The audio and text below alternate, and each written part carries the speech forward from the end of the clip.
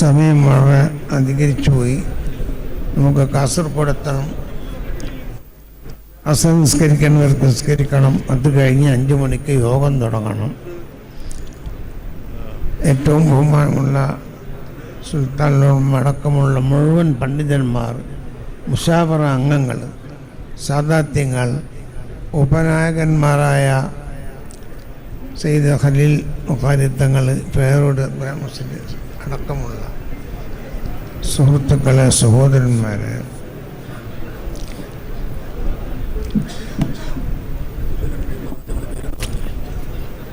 ആദ്യം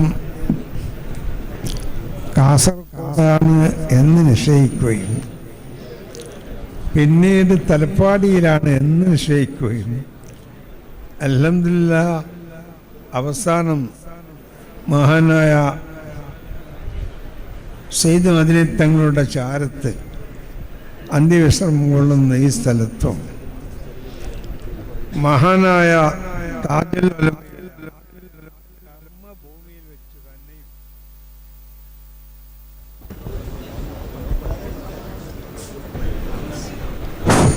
താജുൽ ഉലമയുടെ ജീവിതത്തിൻ്റെ 90% നേതൃത്വം നൽകി പ്രവർത്തിച്ച കർമ്മഭൂമിയിൽ വെച്ചു ഇത് ഉദ്ഘാടനം ചെയ്യാൻ, ഇത് പതാക കൈമാറാൻ സാധിച്ചതിൽ അൽഹംദുലില്ലാഹ് നമുക്കെല്ലാവർക്കും അള്ളാഹുവിനെ സ്തുതിക്കാം. ഇവിടെ കാണുമ്പോൾ AP ഉസ്താദിൻ്റെ ഒരു കർണാടക യാത്ര ഇവിടെ പതാക കൈമാറലാണോ എന്ന് തോന്നിപ്പോകുന്നു. അത്രയും അധികം ഇവിടെയുള്ളത് എൻ്റെ കണക്കിൽ 90% കർണാടകക്കാർ തന്നെ. മലയാളക്കാരെല്ലാം ഇൻഷാ അല്ലാഹ് അവർ ചെറുക്കളിൽ ഒരുമിച്ചു പോകും. ഒരു പേടിയില്ല.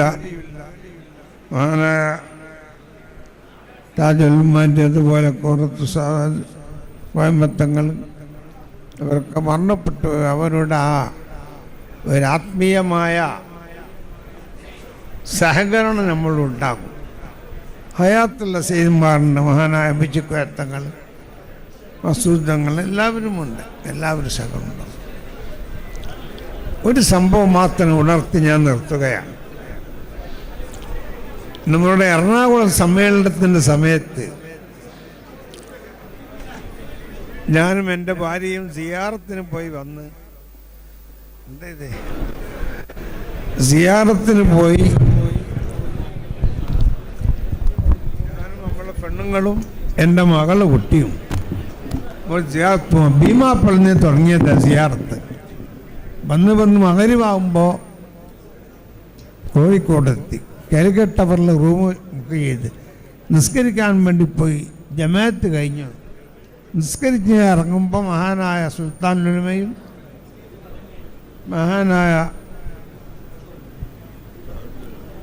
മഹാനായ തങ്ങൾ അവേലത്തെ സയ്യിദ് അബ്ദുൽ ഖാദിർ അഹ്ദൽ തങ്ങളും അവിടെയുണ്ട്.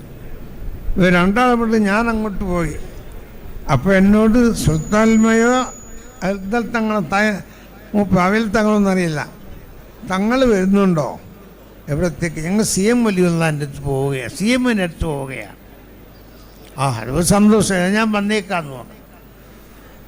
ഞങ്ങൾ പോയപ്പോൾ എറണാകുളം സമ്മേളനത്തിൻ്റെ കാര്യം ഇപ്പോൾ സന്തോഷത്തോടെ ചോദിക്കുന്നു, എന്തായി എറണാകുളം സമ്മേളനത്തിനും? അതൊക്കെ നന്നായി, അത് വിജയിക്കും, നന്നായി നടത്തണം, ഞാനവിടെ ഉണ്ടാകും. ഇത് ഞാൻ തന്നെയാണ് സാക്ഷി, ഇത് റിവായത്തൊന്നുമല്ല. അതുപോലെ ഇവിടെ എത്തിയപ്പോൾ എനിക്ക് തോന്നുന്നു താജുൽ ഉലമ നമ്മളെ കൂടെ ഉണ്ടാകും. ഇന്ന് മുതൽ ഇൻഷാ അല്ലാഹ്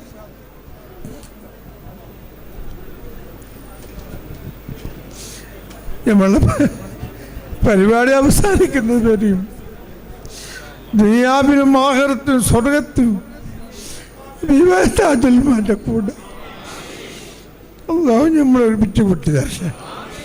അതുകൊണ്ട് നമുക്കിതിൽ വലിയ അഹങ്കാരമില്ല, അതല്ലെങ്കിൽ കിബറില്ല, അല്ലെങ്കിൽ ആരെയും ധരിപ്പിക്കാനോ ആരെങ്കിലും ഭീഷണിപ്പെടുത്താനോ അല്ല. അതേ സമയത്ത് സുന്നത്ത് ജമാഅത്തിൻ്റെ ശക്തി വളർത്തുകയും അതുപോലെ തന്നെ മാനവ ഐക്യം നമുക്കറിയാം, എല്ലാ സമുദായങ്ങളും എല്ലാ സംസ്കാരങ്ങളും എല്ലാ ഭാഷയും എല്ലാ ആചാരങ്ങളുമുള്ളൊരു ഇന്ത്യയിൽ ഏറ്റവും പ്രസക്തമായ ഒരു പ്രമേയമാണ് മനുഷ്യർക്കൊപ്പം എന്നുള്ള സ്നേഹത്തിൻ്റെ പ്രമേയം. ഇൻഷാ അല്ലാഹ് പുതിയ വർഷത്തിലാണ് നാം, 1-ാം തീയതിയാണ്. ഈ കൊല്ലം മുഴുവനും ഇതിനടുത്ത കൊല്ലവും നമ്മുടെ പ്രവർത്തനങ്ങൾ വളരെ ശക്തിയിൽ മുന്നോട്ട് പോകും.